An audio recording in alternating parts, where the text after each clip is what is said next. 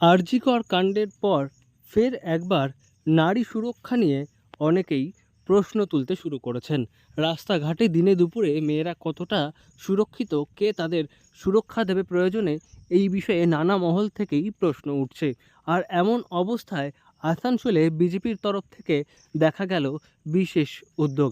বিজেপির তরফ থেকে শুরু করা হলো প্রহরী, যার মাধ্যমে রাস্তাঘাটে দিনে দুপুরে যখনই কোনো মহিলা বিপদে পড়বেন তাদের সাহায্য করতে ছুটে যাবেন এই প্রহরীরা।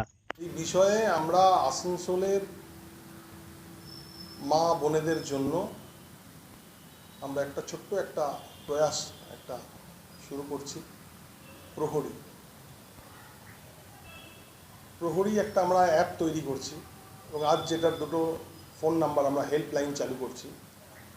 এটার মাধ্যমে আমার আসানসোলের মা বোনেরা যেখানে সুরক্ষা নিরাপত্তার অভাব বোধ করবেন, আমাদের এই নাম্বারে সরাসরি 24x7 আমাদের সঙ্গে যোগাযোগ করবেন। আমাদের ভলেন্টিয়ার তৎক্ষণাৎ সেখানে পৌঁছাবে এবং তাকে সেখান থেকে রিকভারি করে, বা যাকে সেই বিপদের মধ্যে যদি থাকে তাকে সেখান থেকে নিয়ে সুরক্ষিত জায়গায়, তার বাড়ি হোক বা যেখানে হোক, সেখানে পৌঁছাবার ব্যবস্থা করবে।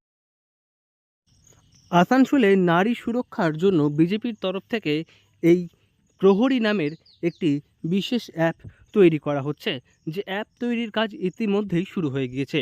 পাশাপাশি দুটি হেল্পলাইন নম্বর চালু করা হয়েছে, যে হেল্পলাইনে ফোন করলেই প্রহরীর সঙ্গে যুক্ত স্বেচ্ছাসেবকরা মেয়েদের সাহায্য করতে ঘটনাস্থলে পৌঁছে যাবেন এবং তাদের সুরক্ষিত জায়গায় পৌঁছে দেবেন।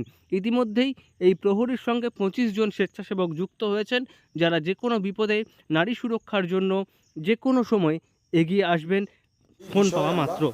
আজকের এই নাম্বার দুটো আজকে লঞ্চ করলাম, একটা তৈরি করছি আমরা, খুব শিগগিরই একটা আমরা এটা দিয়ে ফেলবো, চালু করে ফেলবো। এবং আপনাদের প্রত্যেকের সহযোগিতা, প্রত্যেকের ভালোবাসা, মা বোনেদের আশীর্বাদ আজকের এই দিনে, যে আমাদের এই প্রহরী, এই যে চিন্তাধারা, আমাদের এই যে ক্ষুদ্র প্রয়াস, এটা আগামী দিন আমাদের আরও বৃহত্তর জায়গায় আমরা নিয়ে যাব, যদি আমরা আসানসোলে এটাকে সাকসেসফুলি ঠিকঠাক করে চালাতে পারি।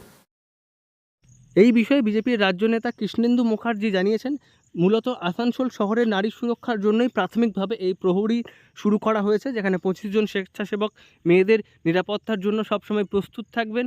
হেল্পলাইনে ফোন পাওয়া মাত্রই তারা ছুটে যাবেন। পাশাপাশি অ্যাপটিও খুব দ্রুত তৈরি করে সবার হাতে দিয়ে দেওয়া হবে এবং আসানসোলে যদি প্রহরী সফলভাবে কাজ করতে পারে, তাহলে এই প্রহরী অ্যাপ আরও বৃহত্তরভাবে নিয়ে যাওয়া হবে।